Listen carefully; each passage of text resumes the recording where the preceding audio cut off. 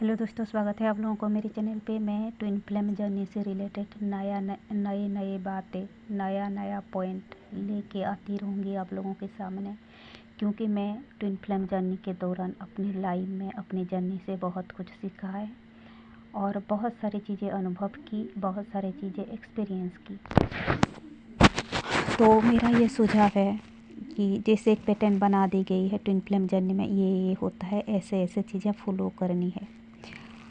मेरा ये सुझाव है, सजेशन है। एक रास्ता हर किसी के लिए नहीं हो सकता, क्योंकि हर किसी का कर्मा अलग अलग है, हर किसी का एंसेस्टर पैटर्न अलग अलग है, हर किसी का सोल मिशन, सोल लेसन अलग अलग है।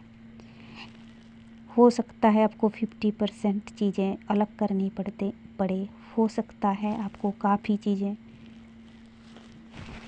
अपने हिसाब से करनी पड़े, हो सकता है आपको एक अलग सा रास्ता चुनना पड़े।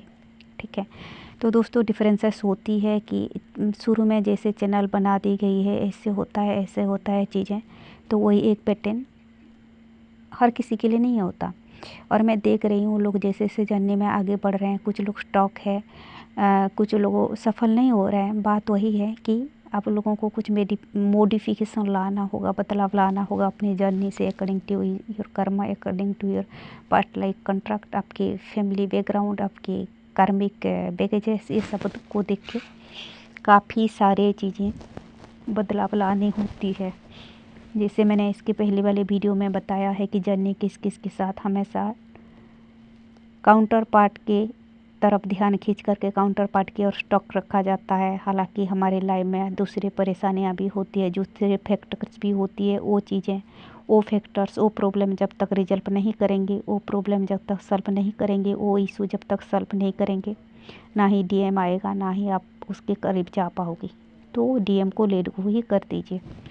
हालांकि उसको ज़्यादा अहमियत देते हुए उसके तरफ आपके ध्यान बार बार खींचा जाता है। 1 नंबर पॉइंट हुआ। दूसरी चीज़ें, आप हाँ और भी फैक्टर्स को नज़रअंदाज कर देते हो। मैं 2-3 एग्जांपल दे रही हूँ और जर्नी के बारे में ज़रूर बताऊँगी। काफ़ी लोगों को पता भी है और मैंने दूसरे अपने चैनल पे बताया है और यहाँ भी बताऊँगी। धीरे धीरे जो पॉइंट्स हैं, मैं जो नया चीज़ें हैं वही बता रही हूँ।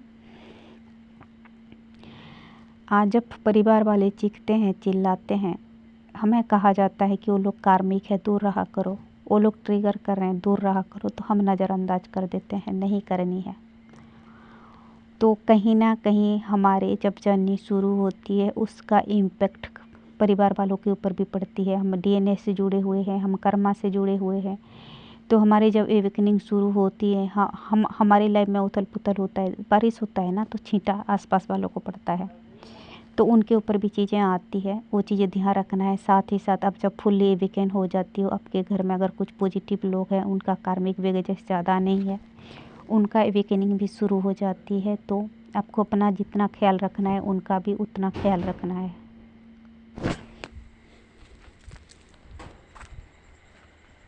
क्योंकि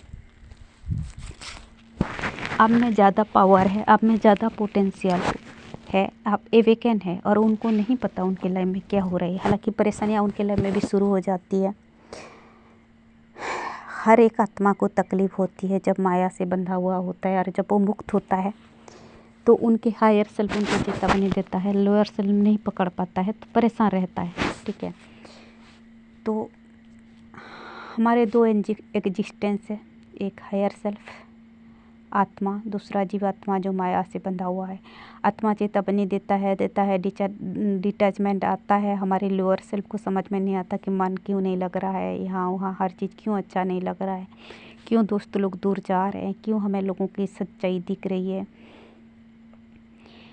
क्योंकि आपकी आत्मा आपको दिखा रहा है। तो हमारी लोअर सेल्फ कभी कभी पकड़ नहीं पाता या पकड़ना नहीं चाहता। मैं दूसरों की एवेकनिंग की बात कर रही हूँ, हमें तो पता चल ही जाता है। तो यही चीज़ें होता है जब आप फुल्ली एवेकन हो जाते हो, आप डिवाइन फेमिनाइन या मस्कुलाइन, तो आपके घर में थोड़ा बहुत जितने भी पॉजिटिव सोल है, वो लोग उस एनर्जी को, एवेकनिंग को महसूस करते हैं।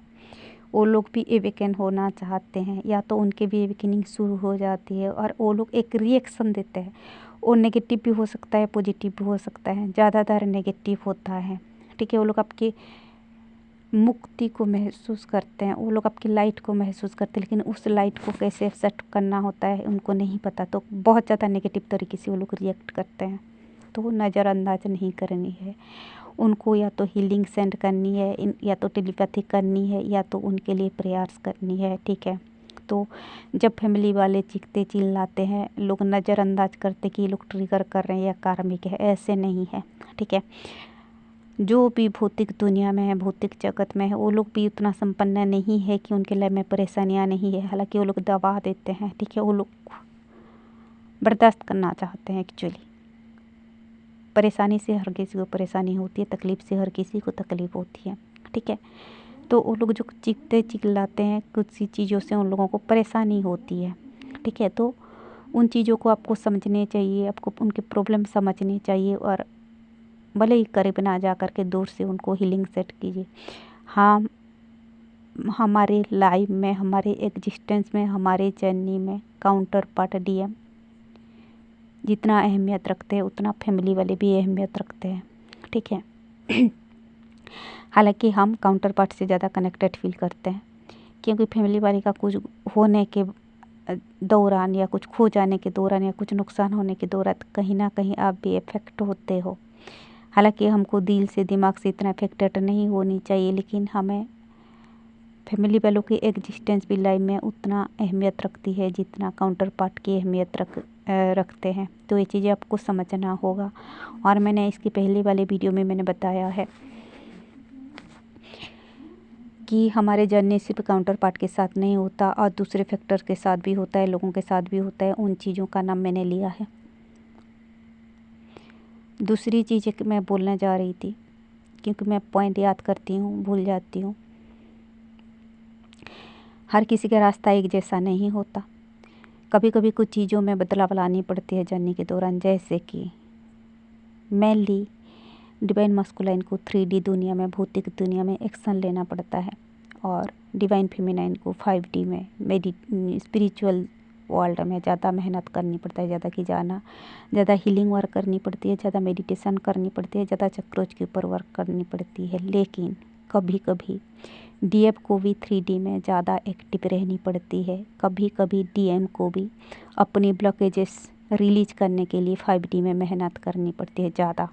ठीक है, डीएफ को भी कभी कभी, अगर मैं बोल रही हूँ ना, आपकी फैमिली बैकग्राउंड ऐसा है, आपके कार्मिक पैटर्न ऐसा है, आपकी फैमिली इतना एक्टिव नहीं है, तो 3D में कभी कभी आपको कुछ चीज़ों के लिए कदम उठाना होगा कार्मिक लोगों के खिलाफ। कभी कभी आपके फैमिली में कोई कार्मिक है तो उसके भी खिलाफ मुंह खोल के कुछ बोलना होगा, कुछ एक्शन लेना होगा। ये एक पॉइंट है जो लोग नहीं बताते हैं। दूसरी चीज़, बहुत ज़्यादा ब्लॉकेजेस है डीएम का, डिवाइन मस्कुलाइन का फैमिली बैकग्राउंड बहुत ज़्यादा नार्सिसिस्टिक है, टॉक्सिक है, तो उनको भी हीलिंग में बहुत ज़्यादा मेहनत करना होगा। तो ये चीज़ें, कुछ पॉइंट्स लोग याद रखें। दूसरी चीज़, मेरे को किसी ने गाइड कर रहा था, मैं जब हीलिंग कर रही थी, हालांकि मैं अपनी इंट्यूशन को फॉलो कर रही थी। मेरे कुछ कार्मिक थे जो काफ़ी परेशान करके रख चुके थे मेरी फैमिली को, मुझे कुछ पैसा खा गए थे। तो मैंने एक लेडी को बोला, एक ग्रुप में मैं ज्वाइन की थी, और उसको मैं गाइड भी नहीं मानती थी, वो खुद गाइड बनने लगी। मैं बोली देखो ऐसा ऐसा है कुछ चीज़ें, मैं बस सजेशन मांगी, तो वो हावी हो गई। मैं बोली कि मेरे उस कार्मिक के खिलाफ़ मैं एक्शन लूँगी कानूनी तरीके से। तो बोली नहीं, तुम ऐसा मत करो, तुम मिरर एक्सरसाइज करो, मैं तुमको बताऊँगी, मुझे गाइड मानो, इस तरह का बोली, इन्फ्लुएंस की। मैं बोली नहीं, मुझे जो करना है मैं करूँगी। और मैं अपनी इंट्यूशन को फॉलो कर रही थी, वो टोक दी, तब मैं चुप हो गई और मैं चुपचाप हीलिंग करने लगी। मेरे कार्मिक बढ़ बढ़ के आज 15-20 फैमिली, पूरा बच्चे, पूरा फैमिली शामिल है, मेरे खिलाफ़ है, मेरे परिवार के खिलाफ़ है, क्योंकि मैं एक गलत इंस्ट्रक्शन को फॉलो किया। मैं इन वीडियो इसीलिए बना रही हूँ, ये सुझाव इसीलिए दे रही हूँ। हीलिंग के दौरान भी आपको 3D में एक्शन लेनी है, ज़रूरत पड़े तो हीलिंग के बाद भी 3D में एक्शन लेनी है, ज़रूरत पड़े तो हीलिंग से पहले भी 3D में एक्शन लेनी है अगर ज़रूरत पड़े तो। ये काम डिवाइन फेमिनाइन को भी करनी है अगर ज़रूरत पड़ रही है, ये काम डिवाइन मस्कुलाइन को भी करना है। एक किसी भी कानूनी क्राइम को, क्रिमिनल को ज़्यादा, अगर वो जानलेवा है, ज़्यादा खतरनाक है, कार्मिक ज़्यादा ये है, तो नज़रअंदाज नहीं करनी चाहिए। कानूनी एक्शन लेनी चाहिए, मेरा सुझाव है। और जैसे कि मैंने बताया, डिवाइन फेमिनाइन को 5D में स्पिरिचुअल वर्ल्ड में मेहनत करनी ही है, ये सच है। 100% मेहनत करनी है। इसके बावजूद भी 3D में भी कुछ कदम उठानी है, कुछ मेहनत करनी है। डिवाइन मैस्कुलाइन को 3D में एक्शन लेनी ही है, DF के लिए एक्शन लेनी ही है, DF को कमिटमेंट देने के लिए कोशिश करनी ही है, कार्मिक को रिलीज करनी ही है। लेकिन इसके बावजूद भी उसके बैकग्राउंड ज़्यादा टॉक्सिक है, नार्सिसिस्टिक है, उसमें हिम्मत नहीं है, करेज नहीं है, बहुत ज़्यादा इनर वर्क उनको भी करना है। ये पॉइंट है, ये चीज़ें पहले नहीं बोली गई है और ये चीज़ें मैं महसूस की, ये मुझे, क्योंकि ईगो फैक्टर बहुत ज़्यादा है, उनको भी उस कदर तक हीलिंग वर्क करना होगा जितना डिवाइन फेमिनिन को करनी पड़ती है। मेरे तो ऐसे सुझाव है, डिवाइन मस्कुलाइन में ज़्यादा नेगेटिविटी होती है, इनको ज़्यादा इनर वर्क करनी चाहिए।